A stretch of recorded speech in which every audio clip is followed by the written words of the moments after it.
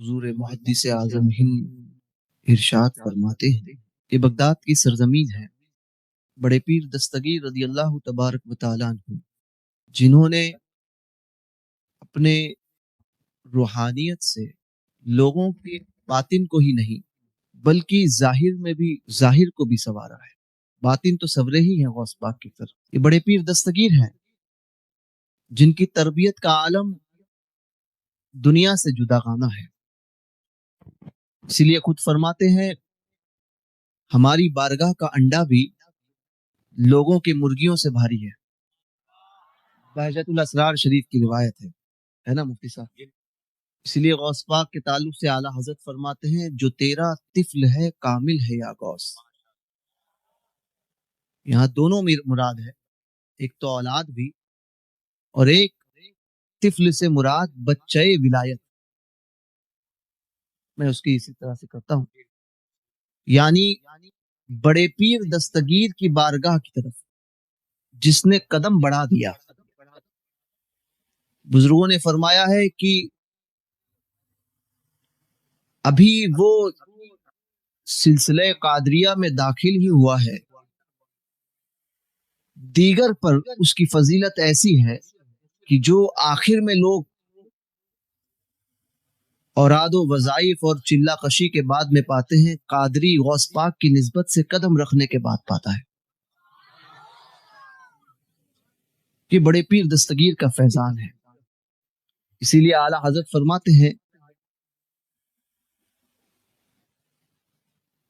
کہ جو کرنو سیر میں عارف نہ پائے، جو کرنو سیر، کرن مراد ہے 100 سال، ہے نا؟ 100 سال کا ایک کرن ہوتا ہے،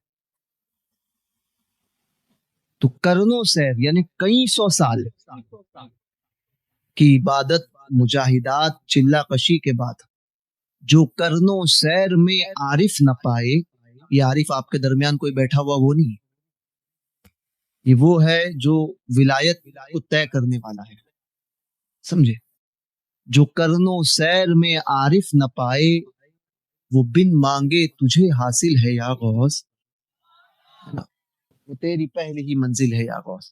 جو کرنو سیر میں عارف نہ پائے وہ تیری پہلی ہی منزل ہے یا غوث، یعنی جو ولایت میں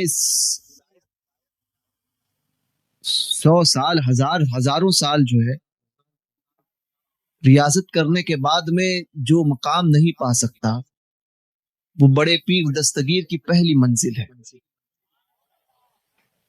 بہرکیف حضور غوث اعظم رضی اللہ تبارک و تعالیٰ عنہ، حالات کے اعتبار سے مجھے گفتگو تھوڑی سی کرنی ہے، تقریر آپ نے مفتی صاحب قبلہ کی سماعت کر لی ہے۔ غوث پاک نے باطن کو سنوارا، آپ نے اکثر مقررین سے سنا ہے کس طرح سے بڑے پیر دستگیر کی بارگاہ میں چور جاتا ہے ولایت پا لیتا ہے، ڈاکو پہنچے ولایت کے منزل پر فائز ہو گئے، کوئی کتب بن گیا، کوئی ابدال بنا۔ ایک بار ایک وقت میں ایک روایت کے مطابق 700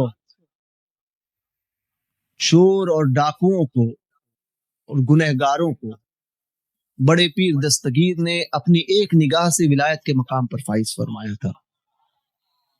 تو یہ بہت سے واقعات آپ نے دیکھے کہ بڑے پیر دستگیر رضی اللہ تبارک و تعالی عنہ نے اپنی نگاہوں سے کس طرح سے جام پلایا، اپنی روحانیت سے کس طرح سے